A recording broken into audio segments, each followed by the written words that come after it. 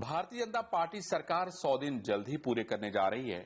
इस सरकार ने बहुत सारे एजेंडे लोगों के सामने रखे थे। इसमें खाद्य और रसद विभाग भी बेहद अहम था। ये विभाग मुख्यमंत्री के पास है, लेकिन इसके राज्य मंत्री अतुल गर्ग को भी बहुत सारी जिम्मेदारियां मुख्यमंत्री ने दे रखी हैं। क्या है वो जिम्मेदारियां और इसको कैसे पूरा कर रहे हैं अतुल गर्ग, आज बेबाक में बातचीत करने के लिए अतुल गर्ग खुद इंडिया न्यूज के साथ हैं। अतुल जी, इंडिया न्यूज में आपका बहुत स्वागत है। धन्यवाद। अतुल जी, जब आपकी सरकार बनी तो एक एजेंडा तय किया गया कि बहुत सारे काम करने हैं। खाद्य और रसद विभाग खुद मुख्यमंत्री ने अपने पास रखा हुआ है। अभी आपने क्या प्रमुख आपके क्या एजेंडे रहे हैं इधर, जो जब से आप मंत्री बने हैं तब से आपने क्या क्या काम किया है, क्या क्या आइडेंटिफाई किया है कि हमें उत्तर प्रदेश में क्या क्या प्रमुख काम है जिसको सबसे पहले करने चाहिए? सबसे पहला प्रमुख काम जो अपना लक्ष्य हमने तय किया कि हर व्यक्ति को जो पात्र है उसे राशन मिलना चाहिए। पिछली सरकारों में बहुत दुखद और मार्मिक अनुभव ये रहा है कि बहुत बड़ी मात्रा में अनाज, जो गरीबों के हिस्से का अनाज था, वो खुले बाजार में बिकता था। और अच्छा। उसमें खुली लूट हुई थी, खुली लूट। अच्छा। और ये मैं कोई बड़ी बात नहीं कहना चाहता, लेकिन 50% से अधिक अनाज। ये तो आपने एक बहुत बड़ा घोटाला बता दिया। हाँ जी। 50% अगर अनाज सरकार का बेच दिया जाएगा खुले बाजार में, तो मतलब मैं समझता हूँ कि फिर होगा क्या?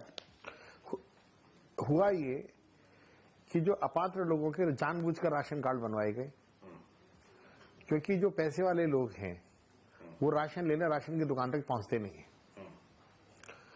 और जो पात्र लोगों के भी बने उन्हें प्रताड़ित किया गया, उन्हें धमकाया जाता था, उनकी बेइज्जती की जाती थी। अगर किसी को 28 किलो राशन मिलना चाहिए तो उसे 22 किलो दे दिया, 18 किलो दे दिया, महीने में 2 दफे की, महीने में 2 महीने में एक बार दे दिया। इस तरीके से कह के सुनियोजित रूप से पूरा षड्यंत्र ऊपर से नीचे तक हुआ। यानी आप ये कहना चाहते हैं अतुल जी कि पिछली सरकार में 50% अनाज लोग बेच देते थे सरकार? हाँ, इसका सुनिश्चित आंकड़ा मैं नहीं कह सकता, लेकिन अंदाजा है। तो अतुल जी, नेक्सस कैसे काम करता था, मुझे बताइए, क्योंकि बिना अफसरों के मिली भगत के नहीं हो सकता। देखिए, आज की परिस्थितियों में जब हम सरकार में हैं तो सरकार के ऊपर प्रश्न चिन्ह हम नैतिक रूप से नहीं उठा सकते। ठीक है, वो भी सरकार का भाग है, अधिकारी भी। पर जो होता था वो मैं आपको बता दूं, मैंने बताया नहीं, लेकिन आपने फाइंड करने की कोशिश तो की होगी कि वो कैसे फाइंड करने की नहीं, उसे खत्म करने की कोशिश की। हाँ, नहीं, वही मैं जानना चाहता हूँ। फाइंड की स्टेज पे नहीं है हम उससे आगे खत्म करने की स्टेज पे। तो क्या पाया आपने, कैसे पाया आप? मैं यही आप समझना चाहता हूँ आपसे कि वो कैसे आपने चिन्हित किया कि ऐसे ये काम होता था और ये लोग शामिल थे। कम से कम ये पता तो चले दुनिया को। नेक्सस काम करता था। इसके अंदर दुकानदार भी एक कड़ी थी, अधिकारी एक कड़ी थे, और जिन गोडाउनों से राशन निकला था उस गोडाउन के इंचार्ज भी कड़ी थे। और ये फर्ज कीजिए कि किसी दुकान पे 1000 राशन कार्ड है, ठीक है, और उसको फर्ज कीजिए कि 4000 लोगों का राशन मिलना है, और 4000 लोगों के राशन में 7 किलो राशन मिलना है। ठीक है, तो 2.5 टन माल उसको मिल रहा है, 2500 किलो या 3000, मतलब कैलकुलेशन मेरी गलत हो सकती है। उसके अंदर यह अनुमान लगा लिया गया कि 30-35% लोगों को राशन मिल रहा है बटने के लिए जी। कभी किसी को दे दिया, कभी किसी को दे दिया, कमती दे दिया, वो मैं पहले बता चुका हूं। तो जो गोडाउन के ऊपर ही राशन उठाया नहीं जाता है, जिस दुकानदार को 3000 किलो माल उठाना है वो वहां से 1000 किलो उठाएगा। ओके। और 2000 किलो पे यदि प्रॉफिट वहीं से डायरेक्ट ही चला गया। हाँ, तो 30,000 रुपए का अगर प्रॉफिट है, 15 रुपए किलो का अगर प्रॉफिट कैलकुलेट कर लिया, तो 30,000 रुपए किलो में वो अपना हिस्से का 10 या 15,000 रुपया ले आया, और फिर वो ट्रक बन करके राशन वहां से निकल के उसकी पैकिंग चेंज होकर के फिर वो खुले बाजार में और या फ्लोर मिल्स पे चला जाता था। कमाल है भाई। ठीक है जी। और ये घोटाला बहुत बड़ा घोटाला। कितना बड़ा घोटाला है अतुल जी, बताइए भाई। ये तो मतलब आपने तो मेरी आंखें एकदम, जिसको कहते हैं ना कि अभी अगर हम पूरे प्रदेश में बात करें तो कितने हजार टन जो है चावल, गेहूं, चीनी हम कितने बांटते हैं? अगर आपने तो आपके पास तो आंकड़े होंगे ना? मेरे पास आंकड़े हैं, पर इस समय मेरे पास आंकड़े मेरे पास नहीं है। अच्छा, ठीक है, वो आप हमें अवेलेबल कराइएगा। मैं बता देता हूँ आपको, मोटा मोटी लाभ लगा, मोटा मोटी आप हमें बताइए कि 16 करोड़ लोगों का राशन प्रदेश से जाता है। 16 करोड़ लोगों का। और ऑन एन एवरेज एक व्यक्ति को 7 किलो राशन मिलता है। 7 किलो मतलब गेहूं चावल सब मिला के एक व्यक्ति को 7 किलो मिलता है। ठीक है। तेल अलग है, मिट्टी का अच्छा, तेल अलग है। ठीक है, ठीक है साहब। और अब इस राशन के अंदर यदि आप किसी भी एक दुकान पे चले जाएं, जो एवरेज हम 50% का कह रहे हैं, तो उससे स्थिति स्पष्ट हो जाती है। 5 लाख राशन कार्ड पिछले 2.5 महीने में हमने कैंसिल कराए हैं। 5 लाख राशन कार्ड का क्या मतलब हुआ जी? 5 लाख इंटू 4 और 4 इंटू 7 किलो।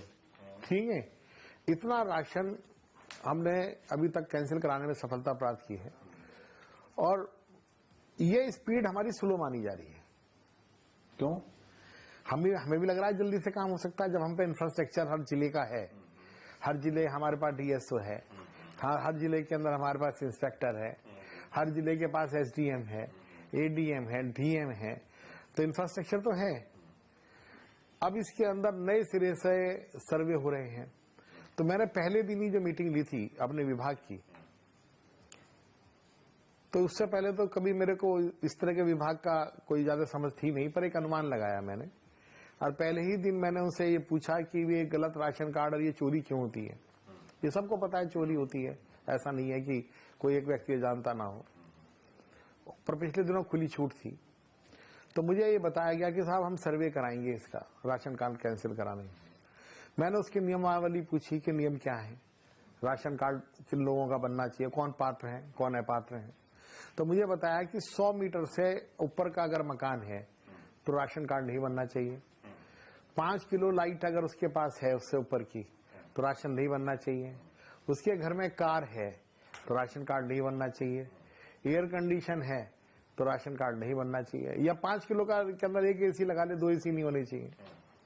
इसी प्रकार ग्रामीण क्षेत्र में 2 ट्रैक्टर हैं, 5 एकड़ जमीन है तो नहीं राशन कार्ड बन सकता। इस तरह के बहुत सारी चीजें मुझे बताइए। हाँ, उसमें बहुत सारे वो हैं, मतलब लेकुनाज हैं, प्राविधान है, क्लॉज है। हाँ, क्लॉज। तो मैंने कहा इसमें सर्वे करने की कोई आवश्यकता नहीं है। जिन कॉलोनियों में छोटे मकान है ही नहीं, पूरा कैंसिल कर, तो पूरे कैंसिल कर दो।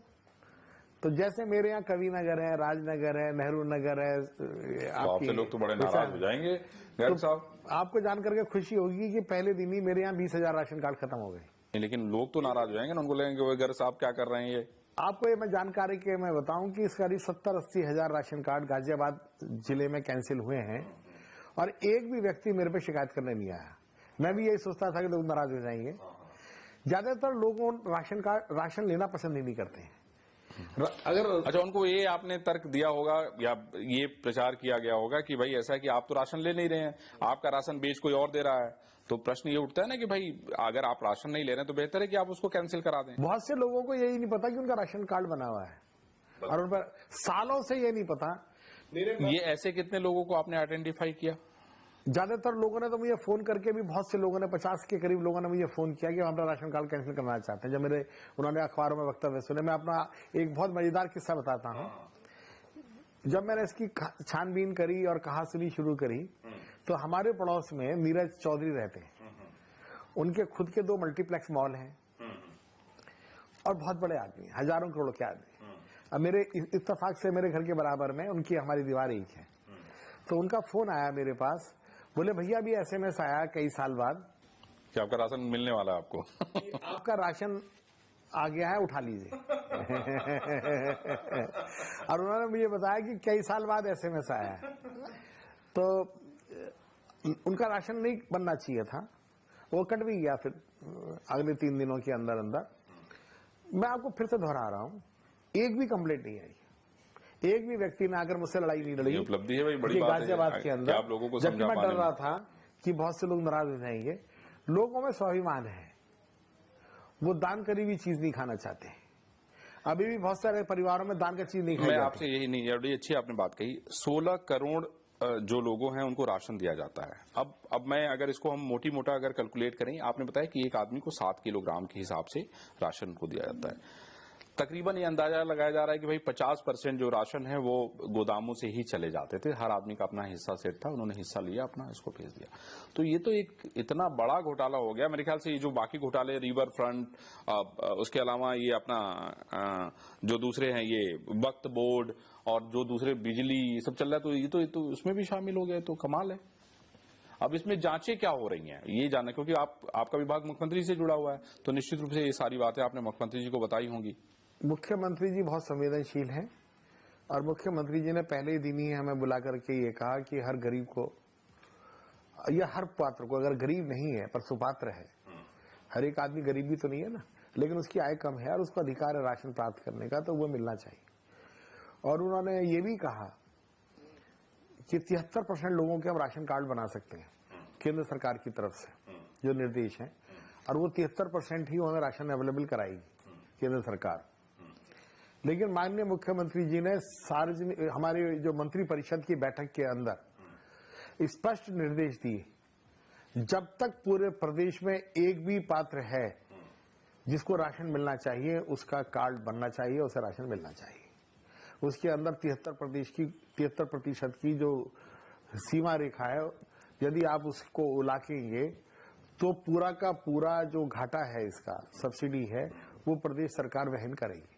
ये स्पष्ट निर्देश मुख्यमंत्री के हैं और उस संबंध में पूरे प्रदेश के सभी हमने विधायकों को और पत्रों के माध्यम से सभी जगह हमने ये कहा है कि बड़ी मात्रा में जिन लोगों को राशन कार्ड बनने से वंचित रखा गया था, उन सबके सामूहिक रूप से कैंप लगा करके राशन कार्ड बनाए जाएं। यदि किसी को कोई समस्या आती है तो मैंने अपना टेलीफोन नंबर कई जगह दिया है जो मेरे पे 15 साल से है, 9811037560। टेलीफोन बसता रहता होगा राशन कार्ड के लिए, ठीक है? तो वो सब आप मेरे पे सीधी कंप्लेंट करें यदि आपकी सुनवाई नहीं होती है तो। यानी राशन ना मिले तो मंत्री जी को बता दें, मंत्री जी को सीधा बता, ठीक है। अतुल जी, मेरे मन में अब एक सवाल ये है कि ये जो इतनी सारी चीजें आपने फाइंडिंग की, अब इसकी जांच कैसे हो रही है? ये तो एक घोटाला एक सामने आया, तो अब इसकी जांच किसकी सिफारिश हो रही है? आप भी चाहते हैं इस मामले की सीबीआई जांच हो?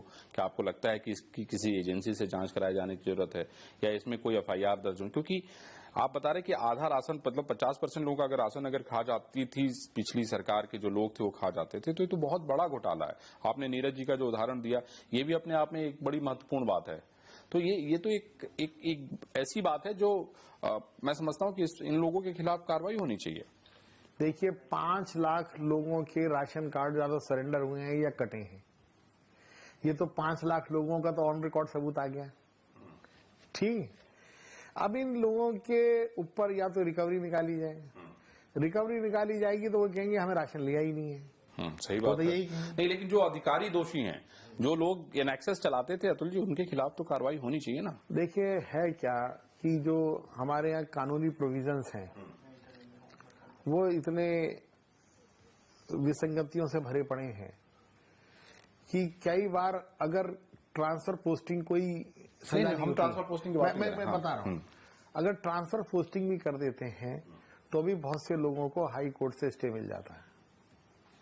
तो क्या समाधान, क्या है सोल्यूशन, क्या है समाधान? हमने ये निकाला कि पूरा ध्यान इस तरफ लगाया जाए, पूरा ध्यान इस तरफ लगाया जाए कि ये प्रक्रिया नए सिरे से त्रुटिहीन हो जाए और क्रिस्टल क्लियर हो जाए।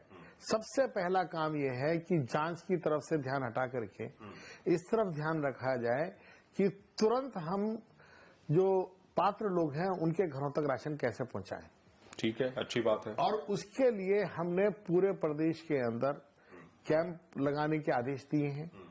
अगर कोई भी समाज सेवी संस्था यदि कैंप लगाती है या जनप्रतिनिधि कैंप लगाता है तो वहां ये निर्देश दे दिए गए हैं जिला स्तर पर कि हमारे विभाग के अधिकारी कोई ना कोई वहां, चाहे वो इंस्पेक्टर हो, चाहे वो आरएमओ हो, चाहे वो डीएसओ हो, उस कैंप पर उपलब्ध रहेंगे। मतलब जिनके राशन कार्ड नहीं बने हैं, जो गरीब हैं, जो पात्र हैं, लेकिन उनके बाद भी उनको राशन नहीं मिल पा रहा है, तो ऐसी जगहों पे आप मदद उनकी तुरंत करेंगे। और आपको जानकर के खुशी होगी यदि आप जनरल सर्वे करेंगे, अभी हालांकि 2.5 महीना हुआ है, बहुत से ऐसे लोग भी मिल जाएंगे आपको जो ये कहेंगे कि उन्हें लाभ मिलना अभी शुरू नहीं हुआ है, पर एक भी ऐसा प्रार्थी नहीं मिलेगा, एक भी, कि जिसने ये कोशिश करी हो कि उसका राशन कार्ड बन जाए और उसका ना बने। अच्छा, ये मेरा आपसे दावा है, ठीक है, क्योंकि जिन लोगों ने अभी प्रयास नहीं करा है और उन तक हमारी टीम नहीं पहुंची है, ऐसे तो संभावना है। और जिनके राशन कार्ड बने हुए थे और जहां पर जिन दुकानों पर राशन नहीं मिल रहा था, ठीक है, वहां पर सब जगह से हमारे पास सुखद संदेश आ रहे हैं कि सबको राशन मिलना शुरू हो गया है। पर मैं इसमें अपवाद रहित अभी नहीं कह रहा हूं, उसके लिए मुझे और 3 महीने का समय या मेरे विभाग को या मेरी सरकार को चाहिए। चलिए अतुल जी, हम लोग लेंगे एक छोटा सा ब्रेक और किस तरीके से आपने देखा कि अतुल गर्ग ने एक बात स्पष्ट की कि उनके विभाग में क्या चल रहा था, उन्होंने क्या किया और आने वाले समय में वो क्या करने वाले हैं। दूसरे सेगमेंट में हम बात करेंगे कि अतुल गर्ग राजनीति में कैसे आए और इन्होंने राजनीति कैसे की है, ये दूसरे सेगमेंट में हम बात करते हैं। Welcome back. हम बात कर रहे हैं खाद्य एवं रसद राज्य मंत्री अतुल गर्ग जी से। अतुल जी, आप ये बता रहे हैं कि आपने बहुत सारी चीजें लागू करा दी हैं। आप जरा मुझे बताइए कि क्या क्या चीजें आपने लागू करा दी। 3800 से ज्यादा मशीनें जितने भी शहर हैं उनके दुकानदारों को भेज दी गई हैं बायोमेट्रिक मशीनें। कितनी दुकानें हैं पूरे प्रदेश में अगर हम देखें तो? पूरे प्रदेश में लगभग 80,000 दुकानें हैं। 80,000 हैं। ये शुरुआत आपने की? ये शुरुआत हुई है। कहाँ कौन कौन से जिले हैं मेन जहाँ पे बायोमेट्रिक मशीनें? जितने भी नगर निगम हैं, नगर पालिकाएं हैं, सब जगह ये मशीनें पहुंच चुकी हैं। अच्छा, नगर निगम और नगर शहरों में मतलब आपने पहुंचा दी है? पहुंचा दी। बहुत बढ़िया, ठीक है। अच्छा, उसको लेकर के दुकानदारों में भी उत्तेजना बहुत है, थोड़ा सा रिवोल्ट भी है। ठीक है, कोई नया प्रयोग होता तो रिवोल्ट होता है, लेकिन हम उन्हें ट्रेनिंग दे रहे हैं और अभी काम भी शुरू हो गया है बहुत सारी जगह पे। हमारा लक्ष्य था कि हम 30 जून तक सभी दुकानों पे ये ऑपरेट करा लें, पर वो लक्ष्य हमारा अभी पूरा नहीं हो पा रहा है, लेकिन अगले 15-20 दिन में इसे हम पूरा करा लेंगे। बहुत बढ़िया। अच्छा, लेकिन जो उसके अंदर मेन जो चीज आएगी वो आएगी अंगूठे के द्वारा। जी हाँ, कि जिसका राशन मिलेगा उसका अंगूठा लगा दें, उसका अंगूठा लगेगा तभी उसको राशन मिलेगा। उसके अंदर 1 महीना और लग सकता है और ये प्रयोगात्मक स्थिति में हम हैं। अच्छा, अभी आपने इसका एक्सपेरिमेंट शुरू किया? इस एक्सपेरिमेंट शुरू है। ये एक्सपेरिमेंट सक्सेस होने के बाद में फिर ये मशीनें गांव तक पहुंचाई जाएंगी। ये योजना केवल कोई हमारी सरकार के द्वारा बनाई हुई नहीं है, ये केंद्र सरकार ने पहले से बनाई है।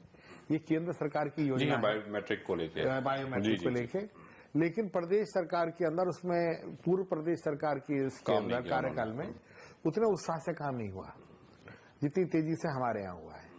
तो मुझे उम्मीद है कि जैसे ही ये बायोमेट्रिक राशन वितरण प्रणाली शुरू होगी, बहुत बड़ी मात्रा में ये भ्रष्टाचार अपने आप समाप्त हो जाएगा। बहुत अच्छी बात कही आपने, बहुत अच्छी। उसके बाद आपने क्या लागू किया? आप हमें जरा उसको पढ़ के जो मेन एजेंडे आपने लागू किए हैं मोटे मोटे वो हमें बता दें कि भाई क्या। देखिए, हमारे यहाँ पिछली बार से 30% गेहूं का उत्पादन ज्यादा हुआ है, सब जानते हैं।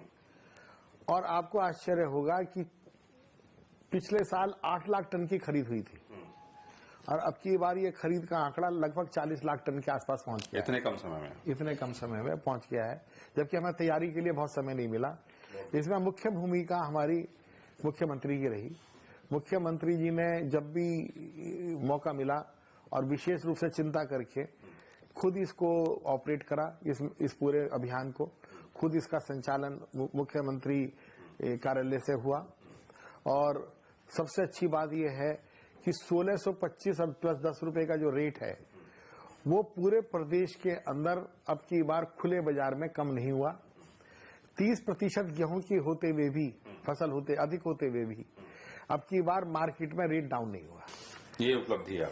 ये उपलब्धि है सरकार की, मेरी तो नहीं है। सरकार के मंत्री हैं आप, सरकार हैं, अब आपसे हम लोग सरकार के रूप में बात कर रहे हैं। सरकार की उपलब्धि। देखिए भाई अतुल जी, ऐसा है कि मैं आपके पास आने के पहले मैं पढ़ रहा था कि भाई आप राजनीति में कैसे आ गए। आप पढ़े लिखे व्यक्ति हैं, अच्छा कामकाज चलाते रहते हैं। संगठन में आपको जब बड़ी जिम्मेदारी वहां मिली दिल्ली में, तो उस दौरान आपने अपने स्किल का बढ़िया इस्तेमाल किया। कैसे राजनीति में आ गए? अच्छा बिजनेस कर रहे थे आप, इतने सारे आपके कॉलेजेस हैं। सर, पिताजी हमारे 1948 में संघ के कार्यकर्ता थे और फर्स्ट क्लास स्टूडेंट थे, बाद में सीए भी किया। तो जब नाथूराम गॉडसे जी के द्वारा ये गांधी जी का एसेसिनेशन हुआ तो संघ पे बैन लगा। उस बैन के विरोध में उन्होंने प्रोटेस्ट करके वो जेल में गए।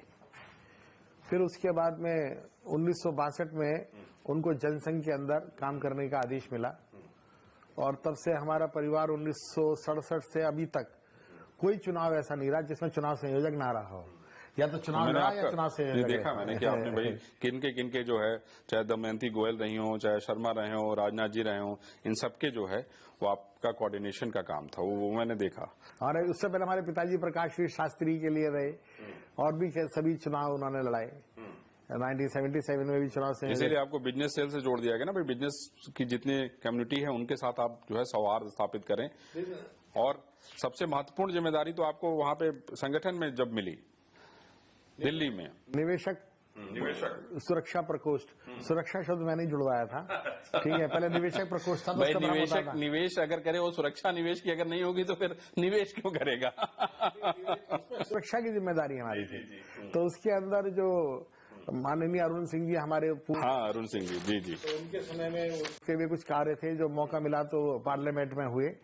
ये जो बिल बना इसका प्रॉपर्टी के ऊपर, ये हमारी ही देन थी, हमारे विभाग की देन थी। और इसी तरीके से प्रोविडेंट फंड के ऊपर जो ब्याज का रिवीजन हुआ वो भी सब हमारे द्वारा किए हुए प्रयास थे इस विभाग के। और इसके अंदर काफी काम हुआ उन दिनों में। नहीं, पहले हम लोग राजनीति के बारे में बताइए, आप राजनीति में कैसे आ गए? पिताजी तो चलिए ठीक है राजनीति कर रहे थे, संघ से जुड़े थे, उनका लंबा संपर्क था संघ के साथ, आप कैसे आ गए? पिताजी को ये महसूस होता था कि मैं, उससे पहले व्यापार में मेरा काफी नाम हो गया था, तो उनको ये फीलिंग हो रही थी कि मेरा लड़का जो है बिगड़ रहा है, रुचि। हाँ बिगड़। तो उनका बहुत एक रोज काफी कहासुनी हुई मेरे साथ कि भाई तुम्हारा जो है सोशल वर्क के अंदर पार्टिसिपेशन होना चाहिए। लाला हरशरण दास 1937 में हमारे बुजुर्ग थे, तो वो तब हिंदू महासभा के वाइस चेयरमैन रहे। और किसी जमाने में लाला हरशरण दास, दिनेश चंद गर्ग, ये सब लोग एक साथ जेल गए, एक ही परिवार के बहुत सारे लोग। तो उनको ये फीलिंग हुई, तो उन्होंने फिर मुझे समझाया कि भाई पॉलिटिक्स इतनी ऐसी चीज नहीं है कि भाई जिससे आपको दूरी बनाई जानी चाहिए, और ये समाज सेवा का एक बहुत बड़ा माध्यम। इसलिए 2012 में आपने कहा कि भाई अब वक्त आ गया, अब कूद जाओ मैदान में। नहीं, 2006 में मेरे को कभी उम्मीद नहीं थी मुझे पार्टी चुनाव लड़ाएगी, पर इतना जरूर था कि चुनाव संयोजक मैंने बनना शुरू कर दिया था। मैंने बताया ना, दमयंती गोयल, सुनील शर्मा। और तो फिर धीरे धीरे जब राजनाथ सिंह जी ने चुनाव लड़ा तो मुझे उन्होंने पहले तो प्रचार प्रमुख बनाया, और मैं अकेला ही व्यक्ति था प्रचार प्रमुख। और फिर उसके बाद में पता नहीं क्या हुआ, अचानक से एक दिन मुझे बुलाया गया और मुझे कहा गया कि गाजियाबाद विधानसभा के आप चुनाव संयोजक हो गए, ठीक है, जबकि चुनाव संयोजक कोई और बना था, पर मुझे भेजा गया। उसके बाद से जब विधानसभा का चुनाव आया तो मेरा नाम चलना शुरू हो गया, मुझे पार्टी ने टिकट देकर बड़ा सम्मानित करा, पहली लिस्ट में दोबारा भी ऐसी कुछ हो गया, ठीक है। तो मैं तो बड़ा अनुग्रहित हूँ, आश्चर्यचकित हूँ कि पहली बार विधायक बना और पार्टी ने। और कैसे बने मंत्री आप? तो नाम तो किसी और का चल रहा था, बड़ा हल्ला हो रहा था। मुझे खुद नहीं पता, मैं ईश्वर की, मतलब आपके सामने मैं क्या कहूँ कि मैं तो शपथ समारोह देखने जा रहा था, मेरे पे 15 पास थे, कोई एक व्यक्ति भी गाजियाबाद का मेरे साथ था नहीं, किसी को उम्मीद भी नहीं थी मैं मंत्री बन जाऊंगा। तो 14 के 14 पास मैंने किसी दूसरे के साथ थे, उनको उम्मीद थी कोई और मंत्री बन रहा है, पता नहीं, मेरे पास तो पता नहीं, जो भी आया मैं तो सबको पास वापिस कर दिए कि मेरे को चाहिए नहीं। एक पास लेकर के मैं गया और अटैची मेरी गाड़ी में रखी थी, तो मैंने कहा शपथ ग्रहण समारोह से सीधा गाजियाबाद चला जाऊंगा।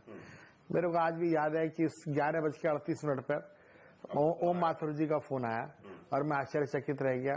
और फिर मैंने जब अपनी पत्नी को ये बात बताई कि भाई किसी को बताना मत, अभी भी ऐसे फोन आया है, पर किसी को बताना मत, तो मेरी पत्नी बहुत नाराज हुई मेरे ऊपर कि तुमने मुझे वापस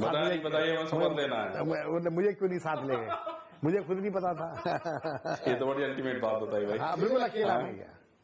और बड़ा शपथ समारोह के अंदर स्टेज तक पहुंचना हुआ था। अच्छा, वो मेरे को आप बताना बाद में कि मेरा कैसे तय हुआ, मुझे आज तक नहीं पता।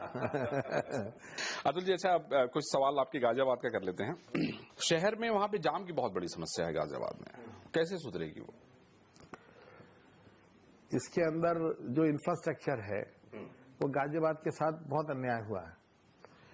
अगर आप गुड़गांव देखें तो केंद्र सरकार के जितने भी ऑफिस हैं या लोकसभा है, तो गुड़गांव 40 किलोमीटर दूर है और उसका फ्रंट भी दिल्ली से 2.5-3 किलोमीटर से ज्यादा नहीं है। गाजियाबाद केवल 15 किलोमीटर दूर है लोकसभा से, और उसका फ्रंट भी 20-25 किलोमीटर का है दिल्ली से। जी हाँ। तो दिल्ली के नैसर्गिक पड़ोसी होने का हमें लाभ नहीं मिला, और मुझे लगता है कि अब बहुत तेजी से बदलाव गाजियाबाद के अंदर होगा। जो मुख्य मार्गों का चौड़ीकरण वहां होना शुरू हो गया है। केंद्र सरकार ने आते ही घोषणा कर दी थी NH-24 की, और एक पेरिफेरल रोड बनाई जा रही है।